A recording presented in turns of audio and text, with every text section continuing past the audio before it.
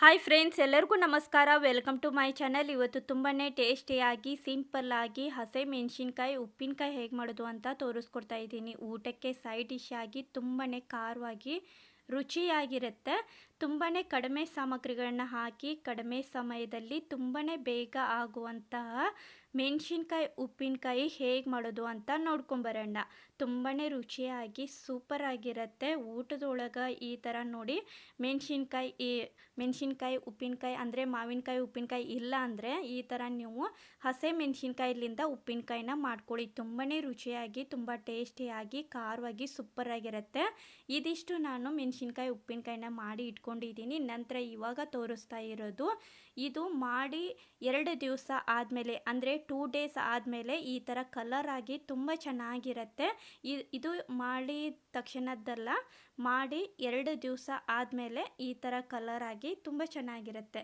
ನೋಡಿದ್ರಲ್ವ, ಸಿಂಪಲ್ಲಾಗಿ ಮೆಣಸಿನ್ಕಾಯಿ ಏನಾದರೂ ಇದ್ದರೆ ಒಂದು ಸರ್ತಿ ಟ್ರೈ ಮಾಡಿ. ಇವಾಗ ಏನೇನು ಸಾಮಗ್ರಿಗಳು ಬೇಕಾಗತ್ತೆ ಹೇಗೆ ಮಾಡೋದು ಅಂತ ನೋಡ್ಕೊಂಬರೋಣ. ಅದಕ್ಕಿಂತ ಮುಂಚೆ ನನ್ನ ಚಾನಲ್ನ ನೋಡೋರು ಪ್ಲೀಸ್ ಸಬ್ಸ್ಕ್ರೈಬ್ ಮಾಡ್ಕೊರಿ. ಸಬ್ಸ್ಕ್ರೈಬ್ ಮಾಡಿಕೊಂಡ್ರೆ ನಾನು ಹಾಕುವಂಥ ರೆಸಿಪಿ ವಿಡಿಯೋ ತುಂಬ ಬರ್ತಾವು. ವಿಡಿಯೋನ ಕೊನೆವರೆಗೂ ನೋಡಿ. ಇಷ್ಟ ಆದಲ್ಲಿ ಲೈಕ್ ಮಾಡಿ, ಶೇರ್ ಮಾಡಿ. ಹೊಸದಾಗಿ ನೋಡೋರು ಪ್ಲೀಸ್ ಸಬ್ಸ್ಕ್ರೈಬ್ ಮಾಡ್ಕೊರಿ.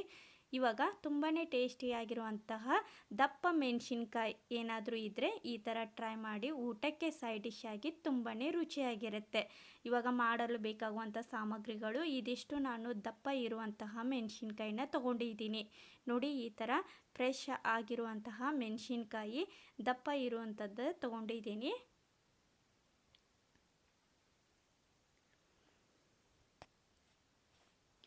ನಂತರ ಇವಾಗ ಮಸಾಲ ಐಟಮ್ಸ್ ಅಂತ ಅಂದರೆ ಅರಿಶಿನ ಪುಡಿ 1 ಟೇಬಲ್ ಸ್ಪೂನು ಅರಿಶಿನ ಪುಡಿ, 2 ಟೇಬಲ್ ಸ್ಪೂನು ಅಚ್ಚ ಖಾರದ ಪುಡಿ, 2.5 ಟೇಬಲ್ ಸ್ಪೂನಷ್ಟು ಉಪ್ಪು ತೊಗೊಂಡಿದ್ದೀನಿ. ಇದಿಷ್ಟು ಹಾಕಿ ತುಂಬಾ ರುಚಿಯಾಗಿ ಸೂಪರಾಗಿರುತ್ತೆ. ಇವಾಗ 1 ಬಟ್ಲಷ್ಟು ಎಣ್ಣೆ, ಯಾವುದಾದ್ರೂ ಅಡುಗೆಗೆ ಯೂಸ್ ಮಾಡುವಂಥ ಎಣ್ಣೆನ ತೊಗೊಂಡಿದ್ದೀನಿ. ಹಾಗೆ 2 ಟೇಬಲ್ ಸ್ಪೂನು ವಿನೆಗರ್ ತೊಗೊಂಡಿದ್ದೀನಿ. ಹಾಗೆ ಇದು ಜೀರಿಗೆ ತೊಗೊಂಡಿದ್ದೀನಿ. 1 ಟೇಬಲ್ ಸ್ಪೂನು ಜೀರಿಗೆ, 1 ಟೇಬಲ್ ಸ್ಪೂನು ಧನಿಯಾ ಕಾಳು ಅಂದರೆ ಕೊತ್ತಂಬರಿ ಕಾಳು ಅಂತ ಕೂಡ ಕರಿತೀವಿ. ನಂತರ 1 ಟೇಬಲ್ ಸ್ಪೂನಷ್ಟು ಮೆತ್ತೆ ಕಾಳು ಅಂದರೆ ಮೆತ್ತೆ ಸೀಡ್ಸ್ ಅಂತ ಕರಿತೀವಿ. ಹಾಗೆ ಇದು ನೋಡಿ, ಸಾಸಿವೆ ತೊಗೊಂಡಿದ್ದೀನಿ. ಸ್ವಲ್ಪ ಸಾಸಿವೆ ಬ್ಲ್ಯಾಕ್ ಇದ್ದರೂ ನಡೆಯುತ್ತೆ, ಹಾಗೆ ಸ್ವಲ್ಪ ವೈಟ್ ಕಲರಲ್ಲೂ ಸಿಗತ್ತೆ ಸಾಸಿವೆ. ನಾನು ಈ ಮನೆಯಲ್ಲಿ ಇರುವಂಥದ್ದನ್ನೇ ತೊಗೊಂಡಿದ್ದೀನಿ ಸಾಸಿವೆ. ಹಾಗೆ ಬಡೆ ಸೊಪ್ಪು ತೊಗೊಂಡಿದ್ದೀನಿ, 2.5 ಟೇಬಲ್ ಸ್ಪೂನಷ್ಟು ಬಡೆ ಸೊಪ್ಪು. ಇವಾಗ ಎಲ್ಲವನ್ನು 1 ಟೇಬಲ್ ಸ್ಪೂನ್ ತೊಗೊಂಡ್ರೆ ಬಡೆ ಸೊಪ್ಪು ಮಾತ್ರ 2.5 ಟೇಬಲ್ ಸ್ಪೂನಷ್ಟು ತೊಗೊಂಡಿದ್ದೀನಿ. ಅಂದರೆ ಸ್ವೀಟಾಗಿ ಚೆನ್ನಾಗಿರುತ್ತೆ, ಹಾಗಾಗಿ ಬಡೆ ಸೊಪ್ಪು ಸೋಪ್ ಅಂತ ಕೂಡ ಕರಿತೀವಿ. ನಂತರ ಇವಾಗ ಮೆಣಸಿನ್ಕಾಯಿನ ನಾನು ಸಣ್ಣ ಸೈಜಲ್ಲಿ ಕಟ್ ಮಾಡಿ ಇಟ್ಕೊಳ್ತಾ ಇದ್ದೀನಿ. ನೋಡಿ,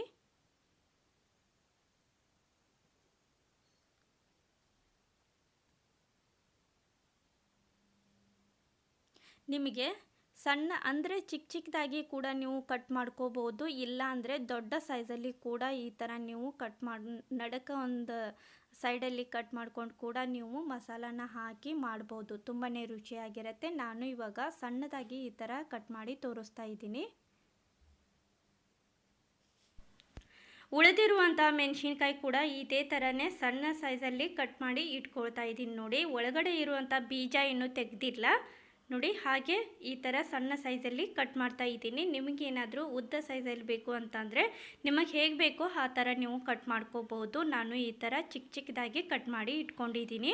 ಹಾಗೆ ಒಂದು ಪ್ಲೇಟ್ ಒಳಗೆ ತೆಗೆದು ಕೂಡ ಇಟ್ಕೊಂಡಿದ್ದೀನಿ. ಹಾಗೆ ಇಲ್ಲಿ ಗ್ಯಾಸ್ ಮೇಲೆ ಬಾಣಲೆ ಇಟ್ಕೊಂಡಿದ್ದೀನಿ. ಬಾಣಲೆ ಇಟ್ಟಾದ್ಮೇಲೆ ಇವಾಗ ಗ್ಯಾಸ್ ಹಚ್ತಾ ಇದ್ದೀನಿ. ಗ್ಯಾಸ್ ಹಚ್ಕೊಂಡು ಸ್ವಲ್ಪ ಬಿಸಿ ಆಗಿದೆಯೋ ಇಲ್ಲ ಅಂತ ಚೆಕ್ ಮಾಡಿಕೊಂಡು ನಂತರ ತೊಗೊಂಡಿರುವಂತಹ ಕಾಳುಗಳನ್ನೆಲ್ಲ ಸ್ವಲ್ಪ ಫ್ರೈ ಮಾಡಿಕೊಂಡು ಹಾಕೋದ್ರಿಂದ ಒಂದು ಒಳ್ಳೆ ಟೇಸ್ಟಿಯಾಗಿ ಚೆನ್ನಾಗಿರುತ್ತೆ. ಇವಾಗ ತವಾ ಕಾದಿದೆಯೋ ಇಲ್ಲ ಅಂತ ಚೆಕ್ ಮಾಡ್ಕೊಂಡು ಆದಮೇಲೆ ಧನಿಯಾ ಕಾಳನ್ನ ಹಾಕ್ತಾ ಇದ್ದೀನಿ. 1 ಟೇಬಲ್ ಸ್ಪೂನು ಧನಿಯಾ ಕಾಳು ಅಂದರೆ ಕೊತ್ತಂಬರಿ ಕಾಳು ಅಂತ ಕರಿತೀವಿ.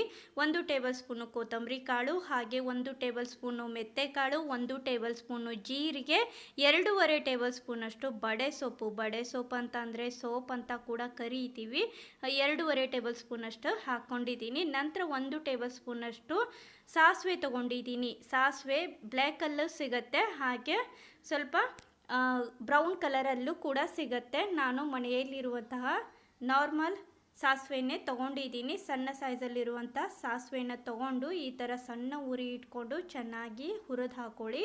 ಅಂದರೆ ಟೇಸ್ಟಿಯಾಗಿ ಸ್ಮೆಲ್ಲಾಗಿ ತುಂಬ ಚೆನ್ನಾಗಿ ಬರುತ್ತೆ. ನೋಡಿ, ಸಣ್ಣ ಉರಿ ಇಟ್ಕೊಂಡು ಸ್ವಲ್ಪ ಕೆಂಪಗಾಗಿ ಹುರಿದುಕೊಳ್ಬೇಕು.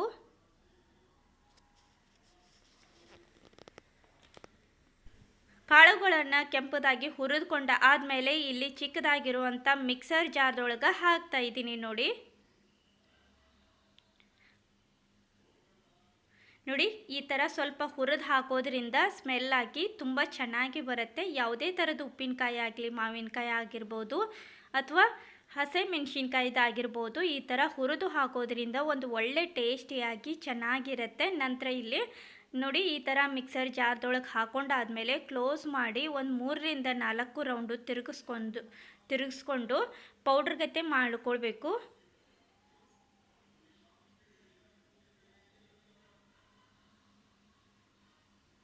ನೋಡಿ, ಇದಿಷ್ಟು ಪೌಡ್ರ್ ಇದ್ದರೆ ಸಾಕು. ಸಣ್ಣದಾಗಿ ತುಂಬಾ ರುಚಿಯಾಗಿರುತ್ತೆ. ಊಟಕ್ಕೆ ಸೈಡ್ ಡಿಶ್ ಆಗಿ ನೀವು ಈ ಥರದ್ದೊಂದು ಮೆಣಸಿನ್ಕಾಯಿ ಏನಾದರೂ ಇದ್ದರೆ ಟ್ರೈ ಮಾಡಿ, ಸೂಪರಾಗಿರುತ್ತೆ. ನಂತರ ಇವಾಗ ಬಾಣಲೆಯನ್ನು ಮತ್ತೆ ಇವಾಗ ಗ್ಯಾಸ್ ಹಚ್ಚಿ ಕಾಯ್ಲಿಕ್ಕೆ ಇಟ್ಕೊಂಡಿದ್ದೀನಿ. ಕಾದಾದಮೇಲೆ ಇವಾಗ 1 ಕಪ್ಪಷ್ಟು ಎಣ್ಣೆ ಹಾಕ್ತಾಯಿದ್ದೀನಿ. ಅಡುಗೆಗೆ ಉಪಯೋಗಿಸುವಂಥ ಯಾವುದಾದ್ರೂ ಎಣ್ಣೆನ ತಗೊಳ್ಳಿ. ನಂತರ ಈ ಎಣ್ಣೆನ ಹಾಕ್ಕೊಂಡು ಸಣ್ಣ ಉರಿ ಇಟ್ಕೊಂಡು ಕಾಯಲಿಕ್ಕೆ ಇಟ್ಕೊಂಡಿದ್ದೀನಿ. ಸಣ್ಣ ಉರಿ ಇಟ್ಕೊಂಡು ಇದು ಕಾಯೋದ್ರ ಒಳಗೆ ನಾನು ಇಲ್ಲಿ ಹಸಿಮೆಣಸಿನ್ಕಾಯಿಗೆ ಮಸಾಲಾನ ಹಾಕ್ತಾಯಿದ್ದೀನಿ.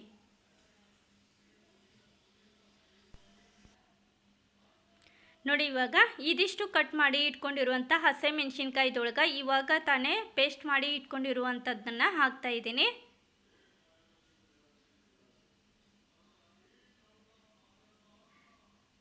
ಇವಾಗ ವಿನೆಗರ್ 2 ಟೇಬಲ್ ಸ್ಪೂನಷ್ಟು ವಿನೆಗರ್ ಇದ್ದರೆ ನೀವು ಹಾಕ್ಕೊಳ್ಳಿ. ಇಲ್ಲ ಅಂದರೆ ಒಂದು ಅರ್ಧ ಹೋಳು ಲಿಂಬೆಹಣ್ಣಿನ ರಸನ ಹಾಕ್ಕೊಳ್ಳಿ, ಚೆನ್ನಾಗಿರುತ್ತೆ. ನಂತರ ಉಪ್ಪು, ಖಾರ, ಅರಿಶಿಣ ಪುಡಿನ ಹಾಕ್ಕೊಂಡು ಚೆನ್ನಾಗಿ ಮಿಕ್ಸ್ ಮಾಡ್ತಾಯಿದ್ದೀನಿ.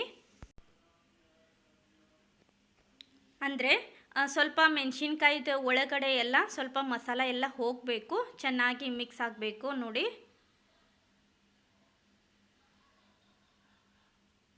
ಜಾಸ್ತಿ ಟೈಮ್ ಅಂತೂ ತೊಗೊಳ್ಳೋದೇ ಇಲ್ಲ, ತುಂಬಾ ಬೇಗ ಆಗಿಬಿಡತ್ತೆ. ಈ ಥರ ನಾವು ಊಟಕ್ಕೆ ಸೈಡ್ ಡಿಶ್ ಆಗಿ ಯಾವುದೇ ಥರದ ಪಲ್ಯ ಇಲ್ಲದೇ ಇರೋ ಟೈಮ್ದೊಳಗೆ ಈ ಥರ ಮಾಡಿ ತುಂಬಾ ರುಚಿಯಾಗಿರುತ್ತೆ. ನೋಡಿ, ಇದಿಷ್ಟು ಮಿಕ್ಸ್ ಆದಮೇಲೆ ಇಲ್ಲಿ ಗ್ಯಾಸ್ ಮೇಲೆ ಅಂದರೆ ಎಣ್ಣೆನ ಕಾಯಲಿಕ್ಕೆ ಇಟ್ಕೊಂಡಿದ್ದೆ ಅಲ್ವಾ, ಎಣ್ಣೆ ಕೂಡ ಕಾದಿದೆ. ನೋಡಿ, ಕಾದಿರುವ ಎಣ್ಣೆದ್ರೊಳಗೆ ಇಲ್ಲಿ ಮಸಾಲ ಹಚ್ಚಿ ಇಟ್ಕೊಂಡಿರೋ ಮೆಣಸಿನ್ಕಾಯಿನ ಹಾಕ್ತಾಯಿದ್ದೀನಿ.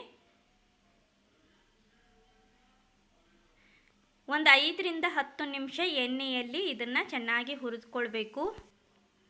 ಜಾಸ್ತಿ ಒಗ್ಗರಣೆ ಬಿಸಿ ಆಗಿರಬಾರ್ದು, ಸ್ವಲ್ಪ ಮೀಡಿಯಮ್ದಲ್ಲಿ ಬಿಸಿ ಇದ್ದಾಗ ಈ ಥರ ನೋಡಿ ಮಸಾಲ ಹಚ್ಚಿ ಇಟ್ಕೊಂಡಿರೋ ಮೆಣಸಿನ್ಕಾಯಿ ಹಾಕ್ಕೊಂಡು ಒಂದು 5ರಿಂದ 10 ನಿಮಿಷ ಚೆನ್ನಾಗಿ ಮಿಕ್ಸ್ ಮಾಡ್ತಾನೆ ಇದ್ದರೆ ತುಂಬಾ ರುಚಿಯಾಗಿರುವಂತಹ ಮೆಣಸಿನ್ಕಾಯಿ ಉಪ್ಪಿನಕಾಯಿ ರೆಡಿ ಆಗುತ್ತೆ.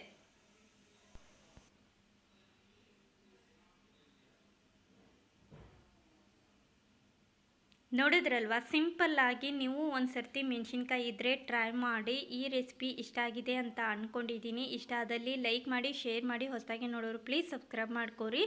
ಇವಾಗ ಇದನ್ನು ಕೆಳಗಡೆ ಇಳಿಸಿ ಸ್ವಲ್ಪ ಆರಾದಮೇಲೆ, ಸ್ವಲ್ಪ ತಣ್ಣಗಾದಮೇಲೆ ಯಾವುದಾದ್ರೂ ಒಂದು ಡಬ್ಬದಲ್ಲಿ ಹಾಕಿ ಕ್ಲೋಸ್ ಮಾಡಿ ಒಂದು 3-4 ದಿವಸ ಇಡಿ. ನಂತರ ಇಲ್ಲಿ ಇಟ್ಟಾದಮೇಲೆ ತುಂಬಾ ರುಚಿಯಾಗಿರುತ್ತೆ.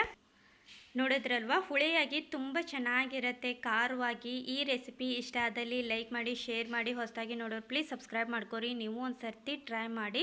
ಸ್ವಲ್ಪ ತಣ್ಣಗಾದಮೇಲೆ ಈ ಥರ ಒಂದು ಡಬ್ಬದಲ್ಲಿ ಹಾಕಿ ಕ್ಲೋಸ್ ಮಾಡಿ 1-2 ದಿವಸ ಬಿಟ್ಟು ತಿನ್ನಲಿಕ್ಕೆ ತುಂಬಾ ರುಚಿಯಾಗಿರುತ್ತೆ.